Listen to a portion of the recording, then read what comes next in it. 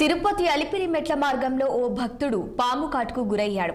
చీరాలకు చెందిన 8 మంది భక్తులు నడక మార్గంలో వెళ్తుండగా ఈ ఘటన చోటు చేసుకుంది.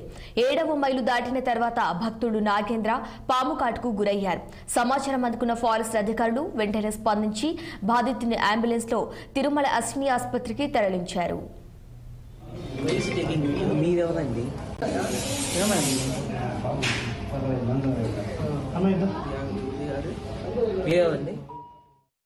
జస్ట్ తన కాలు బాగాలేదంటే వాలిన్ స్ప్రే కొట్టి కూర్చున్నాను పక్కన. జస్ట్ కాలు చాపుకొని కూర్చున్నాడు అనమాట. అది గ్రీన్ కలర్లో ఉంది పాము, కాలుకి బైట్ అయింది, స్నేక్ బైట్ అయింది. సో అప్పుడు వెంటనే అక్కడ ఫారెస్ట్ డిపార్ట్మెంట్ వాళ్ళు ఎవరో ఉన్నారు, సో ఫోన్ చేశారు. పక్కన ఉన్న వాళ్ళు కూడా అందరూ హెల్ప్ చేశారు. నార్మల్ వాళ్ళు చూసి కూడా నార్మల్ స్నేక్, పాయిజనస్ ఏం కాదు అని చెప్పి అతను కూడా బాగానే ఉన్నాడు.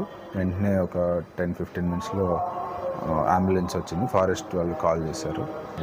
సో వెంటనే అంబులెన్స్లో తీసుకొచ్చి డాక్టర్ చూస్తున్నారు, ప్రాబ్లం లేదని చెప్పారు. ట్రీట్మెంట్ చేసి ఏదైనా బ్లడ్ టెస్ట్ అదంతా చేస్తున్నారు. అబ్జర్వేషన్లో పెట్టి చెప్తా అని చెప్పారు. 20 మినిట్స్.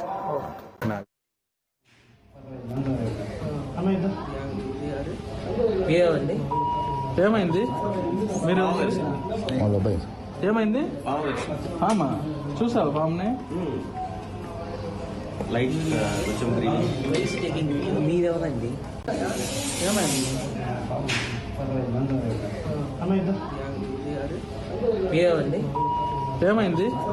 మీరు ఏమైంది? పామా చూసావా? పాముని